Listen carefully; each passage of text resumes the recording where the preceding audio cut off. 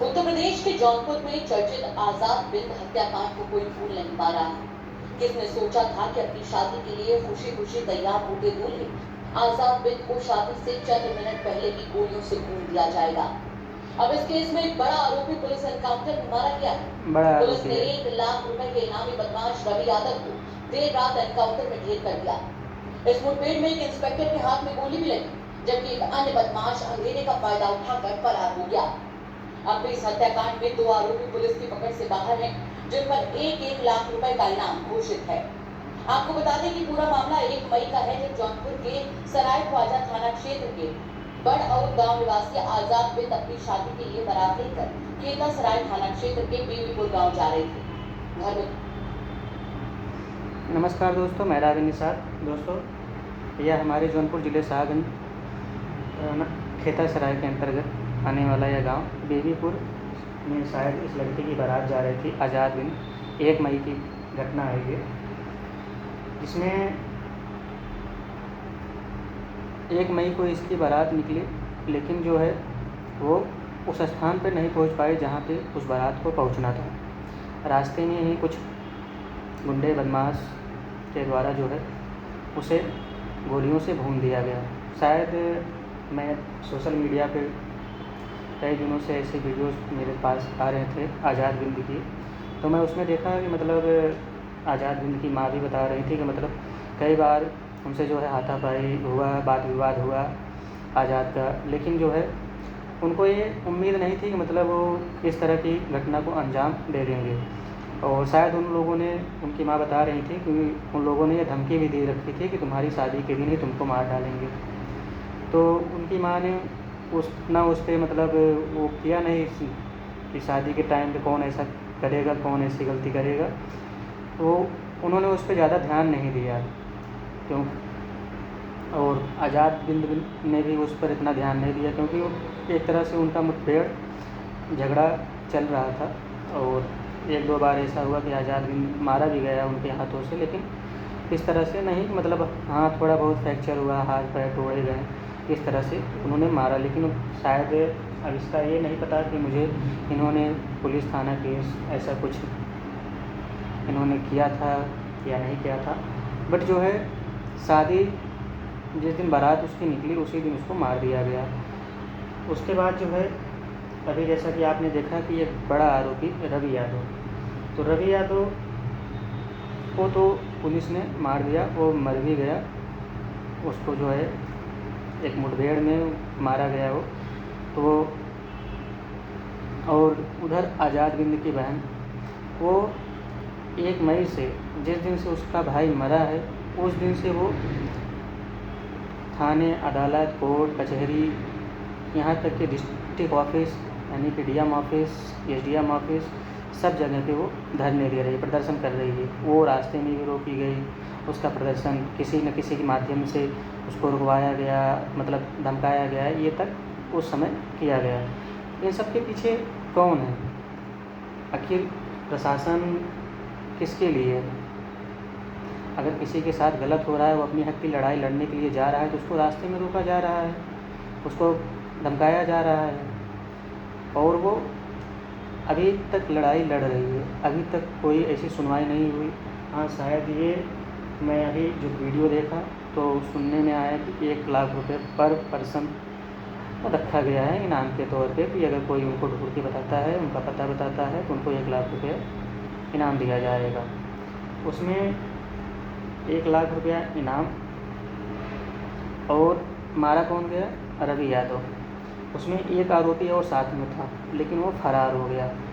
और संयोग जो है हमारे पुलिस, उनको भी गोली लगी, लेकिन कहीं कहीं ऐसा लगता है कि एक माइंड सेट है। माइंड सेट कैसा? मैं रवि यादव का परिवार देख रहा था, अभी परिवार में मातम छाया हुआ है। जब वो गोली लगी, एनकाउंटर में मारा गया, तो परिवार में मातम छाया। और जिस तरह से परिवार का माहौल है, जिस तरह से उसके घर है, जिस तरह से उसके परिवार के लोग हैं, दिखने में आ रहा है, वो उस तरह से और उसके माता पिता भी मतलब ये बयान दे रहे हैं कि मेरा बेटा सिर्फ गलत संगत में था, मेरा बेटा कुछ नहीं किया था। वो राजभर नाम के लड़का है, एक बिंद निषाद लड़का है, वो भी उसमें शामिल था, जो कि मेन माफिया हैं जिनके ऊपर शायद वो बता रही हैं उनके माता पिता जो है उनके ऊपर मुकदमे भी चल रहे हैं। 1 2 नहीं 4 5 6 10 मुकदमे चल रहे हैं। और एक राजनीतिक नेता का समर्थन और उनकी वजह से वो 2 लोग बचे हुए हैं।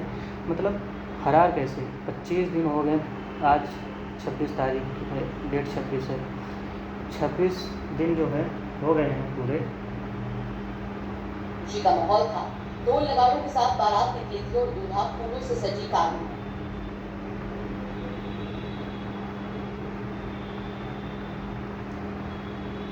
पूरे 26 दिन हो गए। 26 दिन में मारा गया सिर्फ रवि यादव। तो जैसा कि मैं बोल रहा था कि माइंडसेट है, माइंडसेट वो एक गरीब परिवार से लड़का, उसके ऊपर शायद मुकदमे भी नहीं थे, होंगे, बट अभी हमने सोशल मीडिया के माध्यम से नहीं सुना। उसको मतलब एक रास्ते के कांटे के तौर पे हटाया गया। हटाया क्यों गया? तो वो मारा जाएगा तो वो जो है 2 लोग से बच सकते हैं। कैसे? वो दोनों लोग जो हैं किसी राजनीतिक नेता के सानिध्य में आज भी बैठे हुए हैं, छिपे हुए हैं और उन्हीं के सानिध्य में अभी तक बचे हुए हैं। नहीं तो यदि पुलिस प्रशासन का समर्थन होता तो वो लोग मारे गए होते। मतलब पुलिस प्रशासन का यदि उस राजनीतिक नेता के माध्यम से दबाव नहीं दिया गया होता तो वो लोग भी मारे जाते हैं। तो वो कहीं ना कहीं उसमें जो है माइंडसेट यही है कि रवि को मारा जाए, जिससे जो है ये आज़ाद की बहन थोड़ा पीछे हटे, मतलब प्रशासन पे उसको भरोसा हो और वो घर जाके बैठे। उसके बाद जो है वो कोर्ट का चक्कर लगाना, थाने का चक्कर लगाना, क्या हुआ क्या हुआ क्या हुआ, ये चलता रहेगा। प्रशासन जो है हाथ पे हाथ है बैठेगी।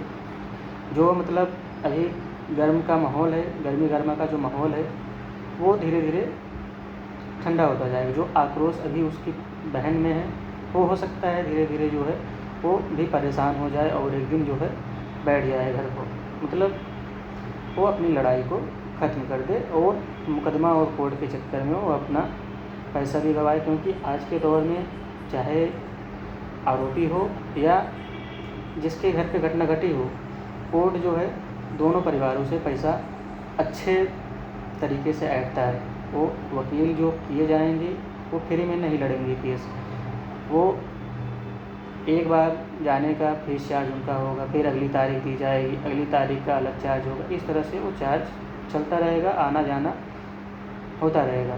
तो ये तरीका है और इससे जो है वो लोग के ऊपर एक मुकदमा हो जाएगा और मुकदमा होने के बाद वो लोग फिर कुछ समय बाद आज़ाद घूमेंगे।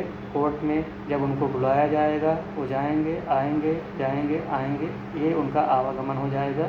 जिस तरह से अभी 8 9 10 मुकदमे उनके ऊपर हैं, एक मुकदमा और हो जाएगा, यही होगा।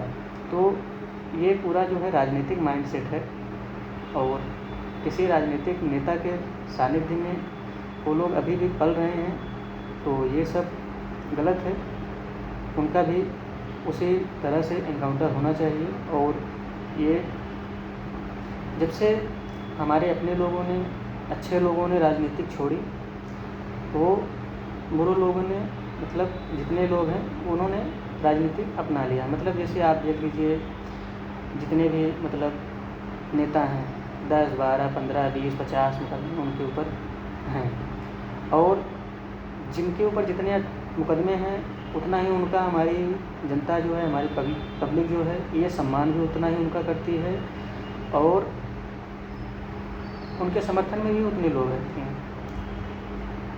समझ में नहीं आता। तो ये है आज का राजनीतिक। मैं किसी एक पार्टी की बात नहीं कर रहा हूँ, ये सभी पार्टियों में है।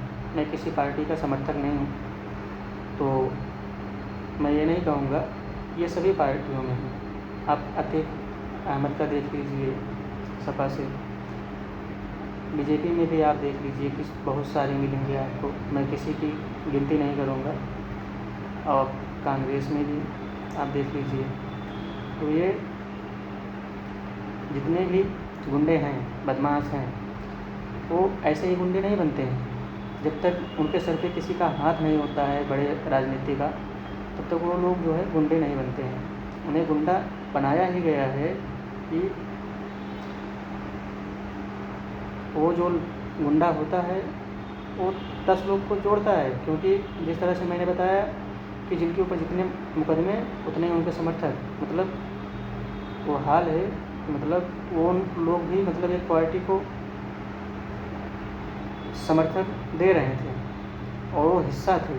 उनको मारना मतलब पार्टी के कुछ वोटों को नुकसान पहुंचाना है।